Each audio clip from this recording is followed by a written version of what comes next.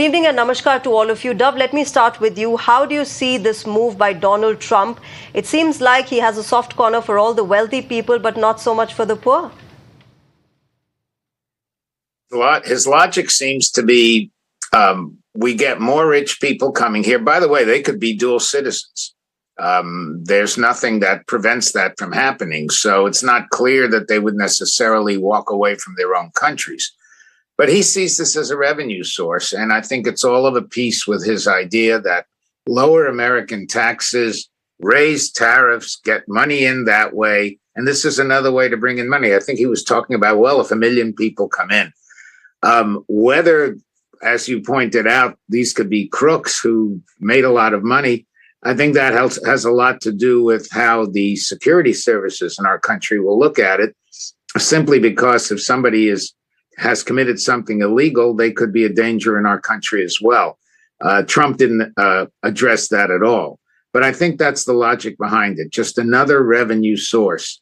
As for the contrast with getting illegal immigrants out, remember, these aren't people who applied for anything. They just crossed the border.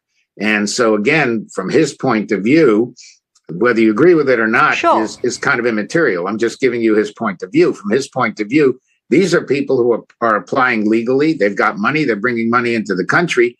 His view is the illegals come in and they actually, if they're using any kind of American benefits, they're taking those benefits without paying for them. That's his logic. Okay, let me take this across to Vibhuti Jha. Vibhuti Jha, why does a country like America, a country as big as America, need to resort to what smaller countries like, say, perhaps Egypt or Malta or Spain have done in the past? Why do you need the wealthy individuals of different countries coming into your country? You are a big developed country. Thank you, Shreya. This is very important. We actually dealt with EB-5 cases. We had projects that we funded through EB-5 funding. The EB-5 fund program, as it existed, was full of flaws, bureaucratic failures, and ineptness, which led to significant delays in people getting the green card, actual green card. So if you're an investor of $500,000 or $800,000 or over $1 million, you wanted the green card instantly. And if you're getting it after 3 days, 3 years, or 2 years, or whatever the waiting time was, it was not helping the cause of 10 jobs created. I think, in my opinion, this is a brilliant program offering. Think about it from this point of view. What is Mr. Trump trying to do? There is an EB-5 program which is not working. As a result of which you want to devise something that you choose who comes in the country, particularly in this era when people are willing to give an arm and a leg to come there. So this particular program opens up to the wealthy, come here and invest, and it is instant green card. So as a result of which, anybody who brings in $5 million, he creates jobs, creates employment, and he's not going to waste his money. Remember one more thing which the previous speaker was talking about, the thugs, goons, and others will bring money.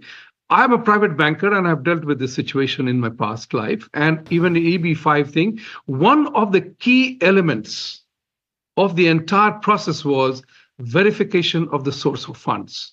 So if you're investing $5 million, even $500,000, or if you're a gas station operator, if you have cash, prove it that it came through legit sources.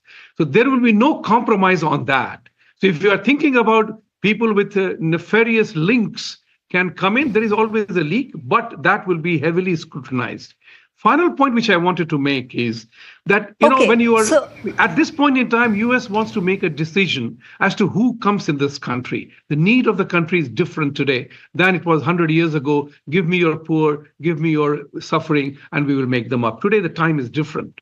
And therefore, this particular program comes in. In my opinion, I would say India must launch this program because India needs Make in India program. Think about how many people would come in. I can tell you, I can bring 10 people who will get $5 million each to come and invest in India and make, products and services in India.